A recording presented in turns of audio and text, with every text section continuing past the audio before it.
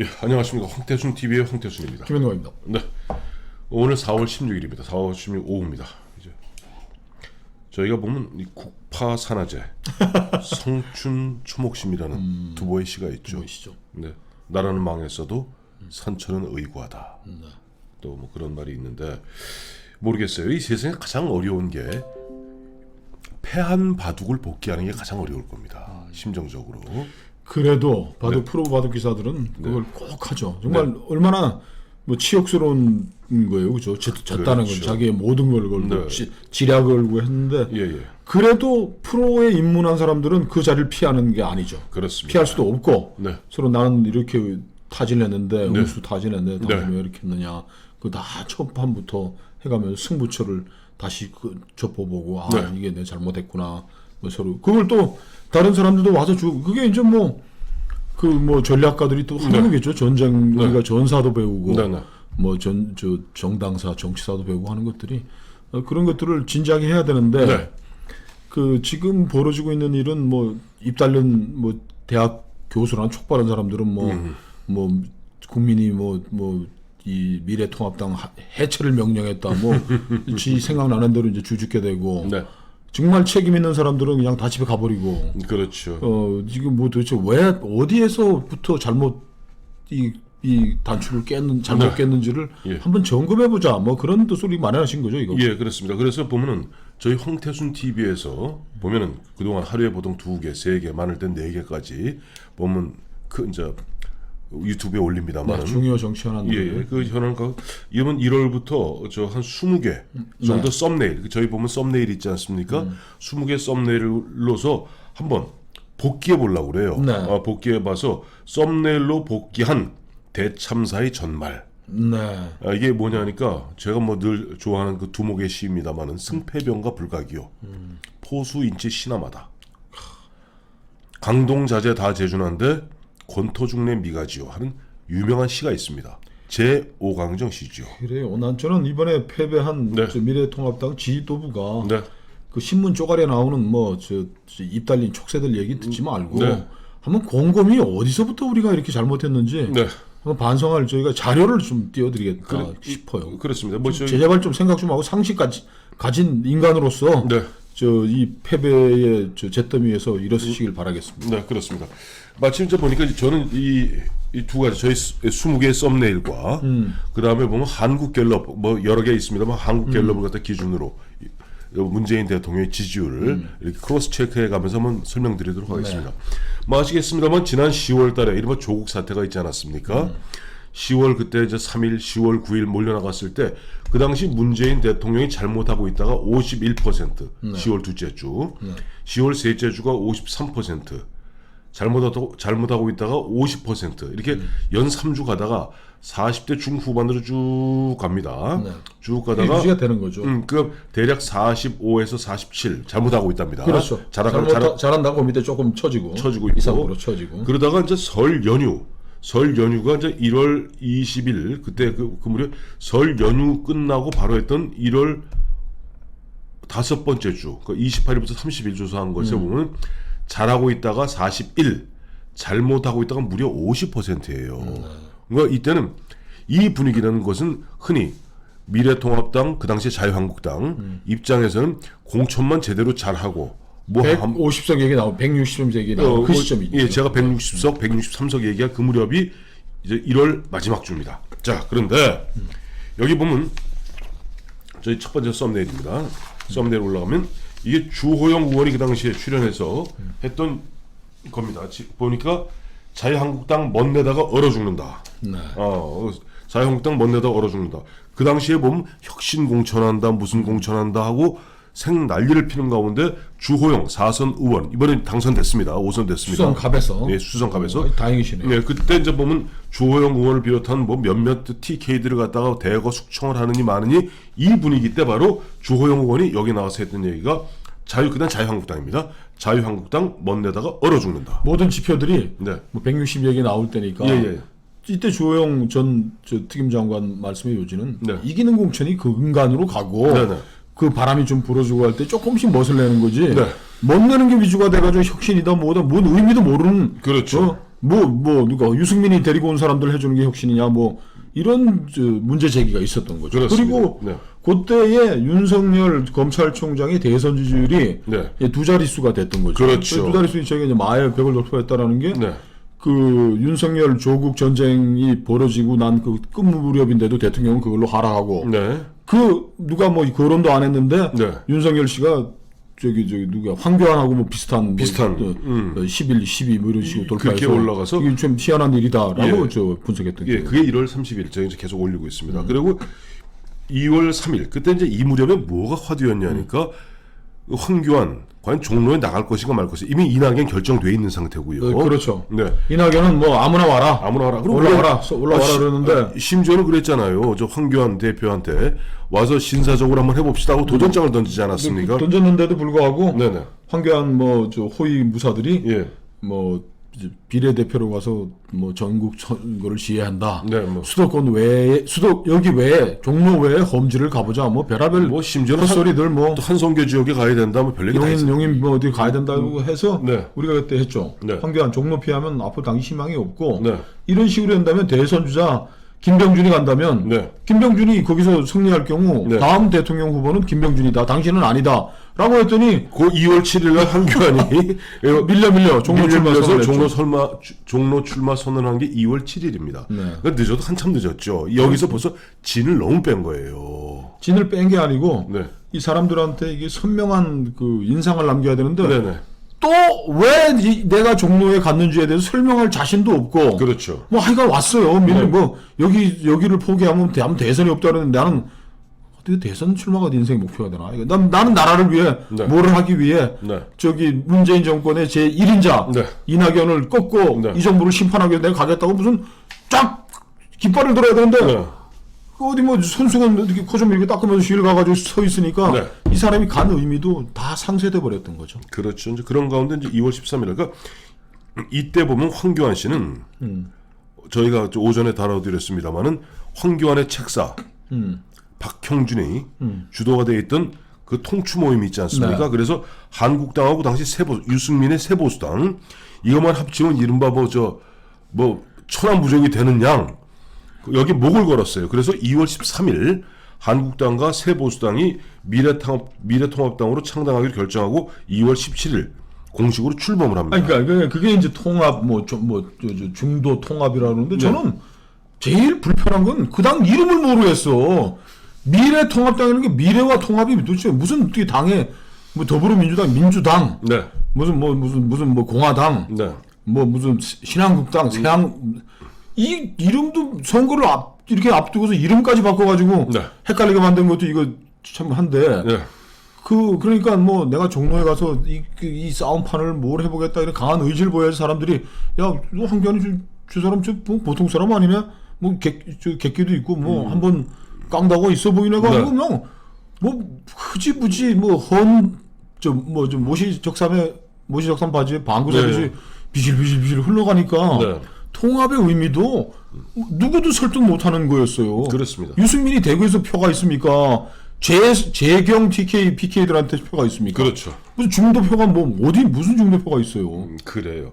이제 그런 가운데 보면 저희가 2월 19일 날 이원주 의원 부산 전략공천 여러분의 생각은 어떻습니까? 하고 한번 올린 적이 있습니다. 네. 내용을. 이게 뭐냐니까 이때 보면 김무성 의원이 또 이원주 의원 부산 공천에 발목을 걸기 시작했고 김무성과 김영호가 다투기 시작했죠. 이 김무성 의원 이야기는 이때는 우리가 또 김무성 그럼 또 마구잡이도 욕할 것도 아니고 김무성 의원은 얘기는 일리가 있어요. 네. 자, 이현주 의원은 지명도도 있다. 네. 전국적인 내셔널 피겨고 네. 하니까 그 지역에 준비하고 있던 영도에 준비하고 있던 사람들이 그 사람들하고 경선할 기회는 한번 주는 게 좋지 않겠느냐. 네. 맞는 말이에요. 맞는 말이죠. 아니 그게 뭐 안 된다 그랬으면 김무성 대표도 거기에서 중단할 게 아니고 지역분들 좀 설득을 해주든지 네. 그 싸움만 붙여놓고 싹 빠진 거지. 그렇죠. 이제 그런 가운데 이제 2월 23일 보면은 저희가 TK 3명 빼고 컷오프. 그러니까 정종섭, 전원책, 한국경제당 창당 모색하고 있다. 이게 뭐냐니까 TK 지역에 3명. 뭐 그 당시 뭐 이름은 이제는 밝힐 수 있습니다만은 그 당시 보면은 대구 경북 전체 25 중에서 김정재 의원하고 그다음에 김상훈 의원하고 뭐 3명 빼고는 몽땅 다 간다. 특히 보면 저 주호영 의원이 타겟이다.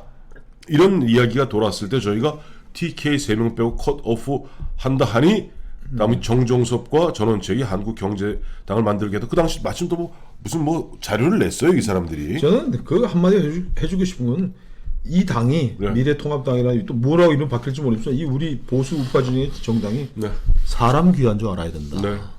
그래. 아니 뭐 TK 의원들이 뭐 뭔 잘못을 했길래 뭐 지들 마음대로 말이야. 지들이 뭐 당에 김세현이가 당에 무슨 기여를 했길래 네. 김영호가 뭔 기여를 했길래 그 저 지역을 지켜온 의원들을 3명 빼고 못 내려고 다 날려버린다. 얘기가 됩니까? 그러니까 아까 저 처음에 봤던 그 저 누가 주호영 의원 얘기대로 자유한국당 못 내다가 얼어 죽는다니까요. 그러니까. 이제 이때 되면은 이게 당초 아까 설 연휴에 끝나고 50대 10이었던 즉 잘못한다가 50, 잘한다가 41이었던 것이 이때 되면 잘못한다가 47로 조금 줄어들고 잘한다가 45로 조금 이제 붙기 시작하는 거죠. 예 그렇습니다. 이제 그때가 살짝 붙었는데 여기서부터 또 벌어지기 시작해요. 3월 초에 이제 50일 못한다가 50일이고 잘한다가 41로 10% 포인트가 또 벌어져 버려요. 그게 왜냐 그때 마스크 대란이 벌어졌을 때입니다. 이게 이제 2월 하순쯤 되면 마스크 대란이 벌어져 갖고 막 마스크 줄 서고 그랬지 않습니까? 그러니까 여기 되니까 이제 김영호 공관이가 이제 홍준표와 김태호를 자른 게 그게 또 묘하게 또 이제 일치가 되는 거죠. 예, 그래서 저희가 예. 긴장 풀린 미래통합당의 4가지 모습 해갖고 그때 거론했던 것이 이겁니다. 뭡니까 4가지? 4가지 모습이. 다시 찾아봤어요. 저도 그랬더니 그때 보니까 윤상현 의원을 날리고 다음에 안상수 의원을 경기 인천 강화 옹진 뭐 여기를 거기다가 저 윤상현 지역에 내리 꽂으니까 윤상현이 반발해서 무소속 출마 선언했고 그 당시 이제 주호영 의원도 여차지 가면 무소속 출마해서 무소속 연대 컷오프한다니까. TK는 3명 남기고 다 컷오프한다니까. 하겠다라고 했고 그 당시 홍준표는 홍준표대로 계속 저쪽 어딥니까 창녕에서 양산으로 계속 이리저리 돌리고 앉았고 유랑극단 마쳤고 배현진은 계속 괴롭히고 앉았고 이 배현진이 당선됐습니다. 홍준표 당선됐고 저희는 배현진 주자고 그랬지 않습니까? 계속. 그래요. 그다음에 이제 4번째가 이제 아까 말씀드렸던 이현주와 김무성 갈등을 이렇게 방치하는 것이 바로 긴장 풀린 미래통합당의 4가지 모습이다 하고 이제 말씀드린 적이 있어요. 김영호, 김세현이 이때부터 네. 이때 결정적으로 이제 실수를 해서 네. 뭐 못한다가 대통령 국정수행 지지도가 42% 잘한다. 못한다 51이니까 네. 뭐 이 정도면 뭐 아무나 갖다 꽂아도 되는 건데 여기서 착각한 거예요. 착각한 거죠. 예, 거기서 아까 얼마라고 했어요? 3월 초에 잘한다가 42, 못한다가 51까지 갔죠. 그 9% 포인트가 확 못한다가 뜨니까. 그래서 저희가 이제 홍준표를 사기쳐가지고 우리는 홍 대표가 예. 김영호 공관위원장이 사기쳤다 그럴 때 저희 안 믿었잖아요. 네네. 아니 점잖은 분이 뭔 홍준표를 사기를 칠 일이 있느냐. 네. 홍 대표 좀 하다 이제 거짓말까지 하냐고 저희가 했다가 네. 홍준표 대표가 유튜브에 띄우는 걸 보니까 맞아. 정말 김영호 위장이 사기를 쳤더라고요. 그래서 저희가 그때 홍준표의 쓸쓸한 퇴장 그 막전 막후 올렸고 그 다음 3월 4일에 홍준표를 더 이상은 욕보이지 마라. 그렇죠. 예. 당 대표를 2번 하고 예. 그 직전 대선 후보였던 분을 이런 식으로 하는 게 인간적 도의도 아니고 예. 정당이 아무리 공심위가 무슨 뭐 칼자루를 쥐고 있다 하더라도 할 수 있는 일이 아니다. 저희가 경고했지 않습니까? 맞습니다. 그리고 이제 3월 3일이 되면은 3월 3일 이 무렵에 홍준표 이때 문재인 대통령이 마스크 대란 사태에 대국민 사과를 하는 게 3월 3일입니다. 이때 보니까 못한다가 50, 뭐 1, 잘한다가 42로 확 9% 벌어지니까 김영호 공관위는 뻘짓을 강력하게 했고. 예, 그래서 저희가 3월 10일 김형호 공천에 거센 역풍이 분다. 이 대표적 강남 오렌지의 못난이 감자 몰아내기 전말 이게 뭐냐니까 아시죠? 네. 저기 강남 이종구 의원을 갖다가 컷오프 시켜서 경기도 광주에 그동안 1년 넘게 잘 표박 깔고 있던 김장수 박사 날려버리고 갖다 내리 꽂으니까 김장수 박사는 졸지에 못난이 감자가 되는 거고 저 이종구 의원은 강남에서 삼성까지 지났고 이종구 박진 뭐 누구야 그 여자분 뭐 안상수 만상수 뭐 이혜훈 막 보면 정신없이 돌리는데 이 경기도 광주 또 사람들은 무슨 또 뭐 경제 전문가라고 또 무슨 또 김영호 의장 뭐 최홍 뭐 이렇게 되니까 그 전반적인 공천의 분위기가 무슨 큰 주제나 전략이 아니고 네. 뭐 친소 관계에 따라서 알고 봤더니 그 갖다 꽃놓은 건 전부 다 오렌지 쪽 같은 아이들만, 강남에서 호의호식 하는 애들만 김세- 쫓겨난 거 보니까 전부 못난이 감자들이야. 지역을 지켰던. 그러니까 보니까 김세현 공관위원하고 딱 코드가 맞겠죠. 와인. 와인파들. 그래서 저희가 3월 12일 날 김용호 공관위의 불량품 끼워 팔기에 보수 우파가 대폭발할 조짐이 있다라고 경고등을 한번 삑 울렸습니다. 그래서 3월 13일 날 다음 날 김용호 공관위원장이 사퇴. 그렇죠. 3월 13일 날 김용호 공관위원장이 이제 그 책임을 지고 사퇴하게 되죠. 근데 이 양반이 처음에 들어올 때는 존경하는 전 의장님이신데 죽을 자리 찾으러 왔다. 내가 지금 무슨 욕심이 있어? 이러더니 그 홍준표, 김태호를 살을 끼워서 황교안에 살을 끼워서 자르고 나니까 이제는 자기도 손바닥 내밀 수가 있는 거야. 야, 아니 지난번에 3천만 원 돌려줬는데 나도 좀 뭐 챙겨야 될 거 이런 식의 이 사천으로 이제 기울로 달려간 거죠. 그렇죠. 황 대표 쪽에서 보면 그 앞으로 경쟁 상대가 될 수 있는 김태호, 홍준표 날려버려라 이런 것이 와갔길래 보니까 김용호도 그리고 저 누구야? 이번에 세종 갔었던 양반 김병준이는 또 사지로 쳐놓고 이렇게 대놓으니까는 전에 누구야? 동교동의 특무상사였던 그 양반이 이훈평이 그 얘기했잖아요. DJ가 대통령 할 때도 내 측근, 내 식솔 청와대 사람은 한두 명 했다. 김용호 공관위원장이 물론 한두 명을 할 수는 있는 겁니다. 사람 그래요. 떡장사 하다가 내 새끼 오면 딱 하나 입에 넣어주는 거지. 그런데 이거를 그야말로 거래 수준에서 김세현이 같이 좀 오렌지족 앞세워가지고 해놓으니까 갈팡질팡 다 하다가 그냥 13일날 쫓겨난 거 아닙니까? 그렇죠. 13일날 쫓겨날 그 무렵 되면은 묘한 일이 벌어집니다.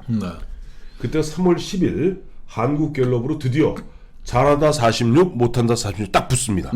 이때부터는 이제 계속 잘한다가 세지고 못하다가 60 가까이까지 올라가는 거죠. 그래서 좀 최종적으로 바로 지난주에 발표한 거는 잘한다가 57, 못한다가 35로 이게 벌어지게 되는 결정적 크로스 하는 지점이 바로 이 3월 10일입니다. 그렇게 되니까 저 민주당은 뭐 방역대책 첨가하지도 않는 이해찬이까지 이인영이까지 민방위 입고 노란을 입고 나와가지고 처음부터 끝까지 이걸 했어요. 그래서 제가 제목을 이거는 썸네일이고 제목은 중도층이 불안감이 이 안정식으로 급히 돌아서고 있다 하고 또 두 번째 경고등을 울렸습니다. 그래요. 왜 제가 그 당시 만나본 사람들이 상당수의 중도층들 특히 40대 50대 부녀층을 중심으로 해서 굉장히 코로나가 창궐하고 조만간 경제가 추락할 것이다 이런 불안감이 있다 보니까 굉장히 안정식으로 돌아서는 것이 느껴지더라고요. 그래서 경고등을 올렸던 게 3월 15일입니다. 그런 가운데 3월 18일이 되면 저희가 다시 한번 경고등을 울리게 되죠. 3월 18일 날 황교안, 그러니까 이때가 어떤 일이 벌어지냐 하니까 이때 이제 미래한국당 바로 그 직전 전후에서 미래한국당 그 비례대표 공천이 있게 됩니다. 근데 여기서 주죽박죽이 되는 거예요. 그 이른바 황교안 대표 측의 측근의 입을 통해서는 박형준, 박진희를 비례대표 해주려고 그러는데 안 해줘서 한성규를 몰아냈다라는 게 뭐 정설이죠. 지금 한성규 대표가 그 얘기를 했고 박형준하고 박진희를 넣어달라는 그러다는 거예요. 그래서 한성규 대표가 지금 그때 들은 거 지금 말씀드린 한성규 대표가 황교안 대표하고 박형준이 있는 자리에서 얘기했답니다. 박형준 박형준 씨, 당신이 지금 통합해가지고 이 당이 승리하는 길로 끌어갔다고 당신을 지금 한 자리 달라고 그러는 모양인데 당신이 한 건 통합이 아니다. 통합이 아니고 이 당의 정체성도 흐리고 한성규 대표 그것도 똑똑하더라고요. 그러니까 당신 통합한 게 아니고 이 당을 좀 망치는 길로 지금 끌고 간 건데 뭘 잘했다고 달라고 그러냐 그러고 잘랐다는 거예요. 박진도 해달라고 그러더니 황교안 대표가 아니 근데 정치 그만두고 지금 은퇴생활 한 지 10년 돼가는 사람을 왜 강남에다 딴 사람 좋은 사람을 글로 보내라. 왜 근데 그걸 또 거기서 소화 안 된다고 미래한국당으로 보내느냐. 그래서 둘을 잘랐더니 뭐 여러저러까지 핑계를 대가지고 우리 지난 며칠 전에 나왔던 그 윤봉길 의사 장손녀 윤주경 왜 그 양반을 왜 20번 보냈냐 그러면서 펄펄 뛰면서 뒤집어 엎었는데 이때 보면 황교안이 이 사태가 산을 갔었어요. 그다가 결국 기억하시겠습니다만 한성교 대표 그 당시 이제 공병호 공관위원장 공심위원장이 낸 걸 부결시켜 버렸죠. 네, 그렇죠. 부결시키고 그게 그래서 원유철이 보내가지고 예, 결정한 게 3월 20일 날. 3월 20일 날 미래한국당이 원유철이 내려가고 한성교를 날려버리고 부결시켜서 네. 이게 3월 20일이라 저희가 3월 18일 날 황교안 이런 식으로 수수방관하다가 20석 내지 30석 날라간다. 네. 이렇게 경고등을 또 한 번 울렸던 겁니다. 그리고 3월 21일 날 한성교 또 날리고 원유철 직할부대 만드는 모습 보면서 미래통합당 빨간불, 천시, 지리, 인화 모두 밀리고 있다. 이때는 이미 보면 상당히 밀리는 기색이 역력했어요. 그러면서 이제 여론조사들이 쏟아져 나오기 시작했는데 네.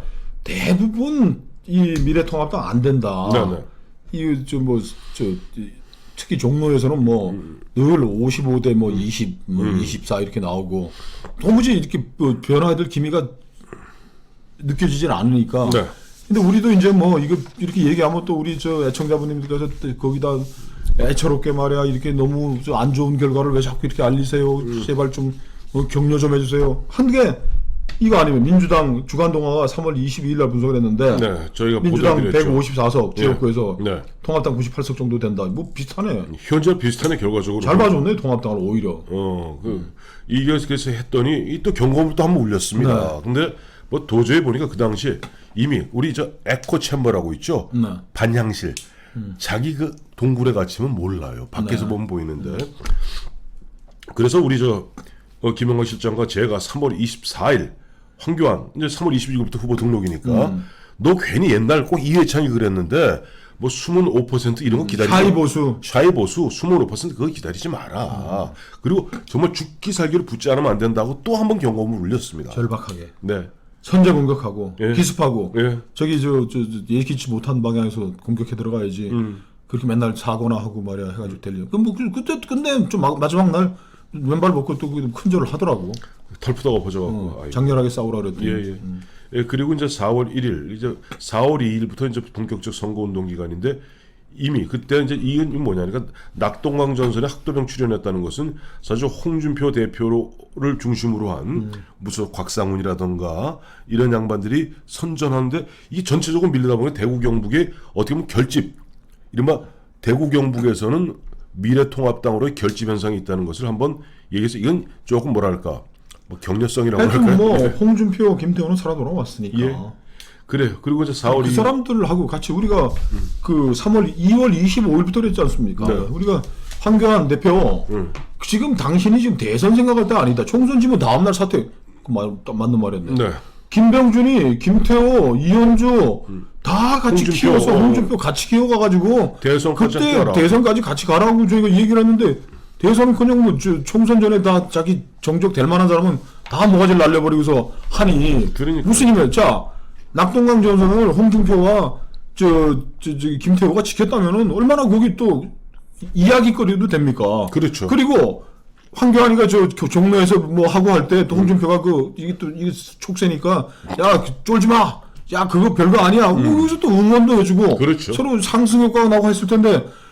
홍준표 또 이거 가지고 맨날 야 황교안이 말이야 뭐 너 저래가지고 지도력이 어쩌고 오늘 아침에 또 무슨 2020년 대선 나간다고 참 촉도 빠르고 아이고 하여간 그렇게 됐습니다. 그래 그래서 4월 2일 날 선거운동 시작하는 날 한 2주 동안 정말 죽기 살기로 싸우라 하는 때에서 그 당시 이미 민주당 자체 분석이 170석 이상 압승이다 라는 자체 분석이 나왔음을 저희가 소개해드리면서 이것이 4년 전 데자뷰 4년 전 김무성 때 뭐. 데자뷰 되면 한다라고 이제 그, 우리 황 대표가 참 사랑이 듬뿍 담긴 오보를 하나 같이 더불어서 내보낸 거죠. 아니 5번 아니죠. 백수 압승은 맞죠. 아니 데자뷰 4년 전 데자뷰가 되었으면 좋겠다. 예, 그런 얘기고. 그 4월 3일 날 또 김영광 실장이 그 당시 이제 한국갤럽의 관계자와 나눴던 그 이야기를 갖고 문재인 지지율 급상승 불편한 진실 했더니 욕 참 엄청 먹었습니다. 네. 뭐 그러니까 문재인 대통령 지지율이 60% 가고 있다라는 네. 엄연한 추세를 외면할 수는 없는 것이고 네.